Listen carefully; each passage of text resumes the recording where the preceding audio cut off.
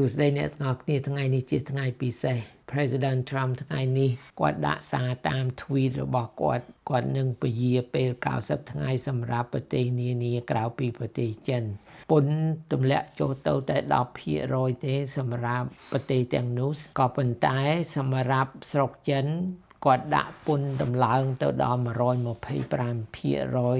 ចាប់ផ្ដើមឥឡូវនេះថ្ងៃនេះចឹងផ្សារភាគហ៊ុនឡើងសម្បើមខ្ញុំនឹងបង្ហាញបងប្អូនឃើញដូចជា SPX ថ្ងៃនេះផ្សារបិទរួចទៅហើយក៏ប៉ុន្តែវាឡើង 9.52% ហើយក្រុមហ៊ុនដែលខ្ញុំមាននៅក្នុងតារាងរបស់ខ្ញុំសុទ្ធតែឡើងទាំងអស់ខ្ញុំនឹងមើលវាខ្លះបង្ហាញបងប្អូនខ្លះដូចជា Apple បងប្អូនឃើញឡើងប្រមាណ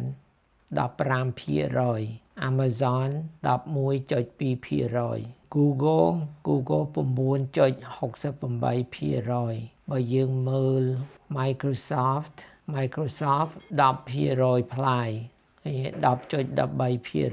អ្វីទៀតដែលយើងអាចមើល Nvidia 8.72% Meta បងប្អូនឃើញ 14.76%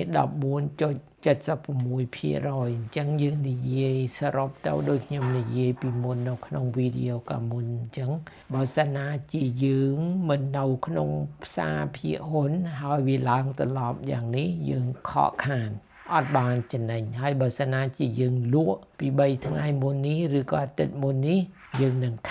ខាតសម្បើមពីព្រោះឥឡូវវាឡើងមកលើវិញវាឡើងខ្លាំងមែនទែនយ៉ាងទីដូចខ្ញុំប្រាប់បងប្អូនអញ្ចឹងគឺថាយើងមិនអាចគ្រប់គ្រងពធានាធិបតីនឹងធ្វើអ្វីសម្រាប់ចិត្តយ៉ាងម៉េចអ្វីដែលយើងអាចគ្រប់គ្រងបានគឺ portfolio របស់យើងទិញ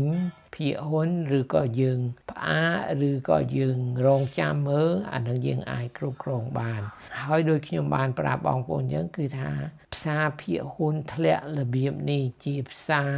ខ្លាឃ្មុំវាកើតឡើងមិនញឹកញាប់ទេម្ល៉េះហើយកាលណាវាកើតឡើងជាឱកាសដែលយើងអាចទិញភាគហ៊ុនថោកហើយកាលណាវាឡើងទៅលើវិញដូចនេះគឺថាយើងចំណេញច្រើនមែនទែននិយាយបន្ថែមតទៅទៀតបងប្អូនដឹងយ៉ាងម៉េចខ្ញុំប្រាប់សមាជិកនៅក្នុងក្រុមសាធារណៈរបស់ខ្ញុំអំពី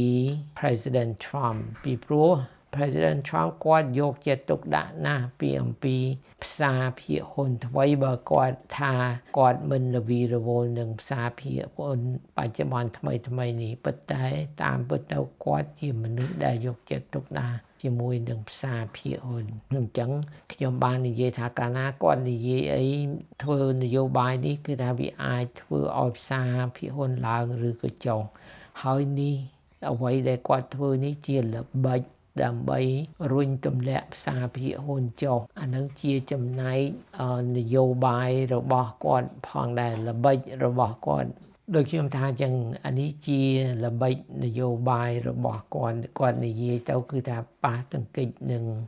ផ្សារភាគហ៊ុនជានិច្ចស៊ីសងតើគាត់និយាយថាអ្វីហើយរឿង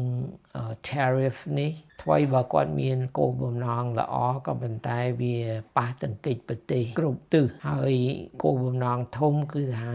ដើម្បីធ្វើសង្គ្រាមពាណិជ្ជកម្មជាមួយនឹង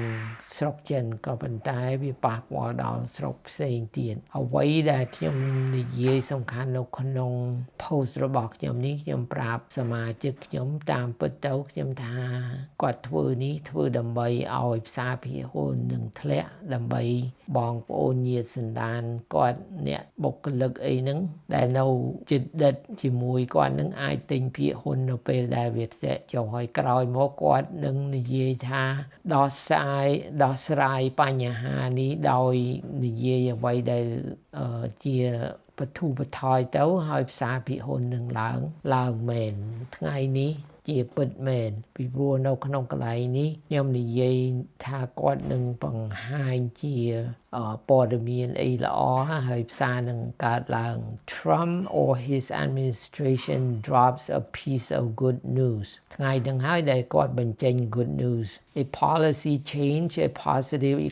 economic report or a favorable tweet and the market surges once again ឃើញហើយបងប្អូនថ្ងៃនេះយ៉ាងម៉េចគាត់ដាក់សារតាម Twitter ឡើយនឹងបទូបថយប្រទេសនានា90ថ្ងៃបថយពន្ធចុះមកតែ 10% ហើយតម្លើងពន្ធចំពោះស្រុកចិនរហូតទៅដល់100ប្រមាណ125ថា125%ធ្វើនេះដើម្បីអ្វីមួយយ៉ាងពីព្រោះមនុស្សភាគច្រើនរអ៊ូរទាំថាគាត់ធ្វើមិនត្រូវនឹងបង្កើតជាបញ្ហា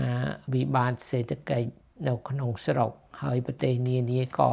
ទាមទារហើយនឹងមិនសប្បាយចិត្តនឹងអ្វីដែលគាត់ដាក់ពន្ធទៅលើប្រទេសគេផងដែរបើតាមខ្ញុំមើលទៅតាមពិតទៅ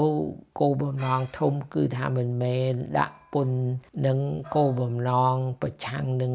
ប្រទេសផ្សេងៗនោះទេគឺថាពីព្រោះចង់បង្កើតសង្គ្រាមពាណិជ្ជកម្មជាមួយនឹងស្រុកចិនធ្វើរបៀបនេះឥឡូវនេះបថយ90ថ្ងៃនេះបើតាមមើលទៅអានឹងជាការល្អពីព្រោះប្រទេសផ្សេងអាចយល់ព្រមបើសិនណាជាគាត់យករយៈពេលនេះដើម្បីចរចាជាមួយប្រទេសផ្សេងហើយបើយើងអាចបានសម្រុះសម្រួលគ្នាអានឹងល្អហើយបើសិនណាជាស្រុកចិនមិនព្រមច្បាស់ជាទៅយ៉ាងនេះឯង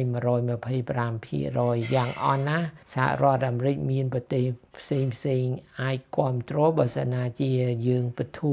ពន្ធទៅលើប្រទេសទាំងនោះហើយចូលរួមគ្នាប្រឆាំងនឹងប្រទេសចិនតែមួយ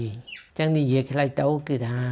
ការបទូបថយនេះសម្រាប់90ថ្ងៃដើម្បីចរចាជាមួយប្រទេសផ្សេងជាការល្អបើតាមខ្ញុំមើលទៅហើយវាអាចបង្កើតជាការសាមគ្គីជាមួយប្រទេសផ្សេងដើម្បីធ្វើសង្គ្រាមពាណិជ្ជកម្មជាមួយប្រទេសចិនព័ត៌មានរបៀបនេះមិនដែលកើតឡើងរបៀបនេះទេហើយផ្សារភាគហ៊ុនក៏មិនដែលឡើងលឿនយ៉ាងនេះផងដែរពី3ថ្ងៃទៀតក្នុងសប្តាហ៍នេះហើយនឹងទៅអាទិត្យក្រោយផ្សារភាគហ៊ុនប្រហែលជានឹងឡើងឬតែឡើងទៅលើបន្តទៅទៀតយើងនឹងតាមសង្កេតមើលតើ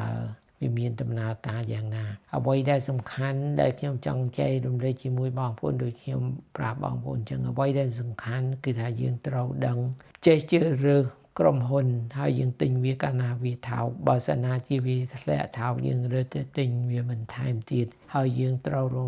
ចងចាំថាការធ្លាក់របស់ផ្សារភាគហ៊ុនវាមិនមែនធ្លាក់ញឹកញាប់ទេជាពិសេសផ្សារខ្លាឃ្មុំដល់ហើយកាលណាផ្សារខ្លាឃ្មុំវាមកដល់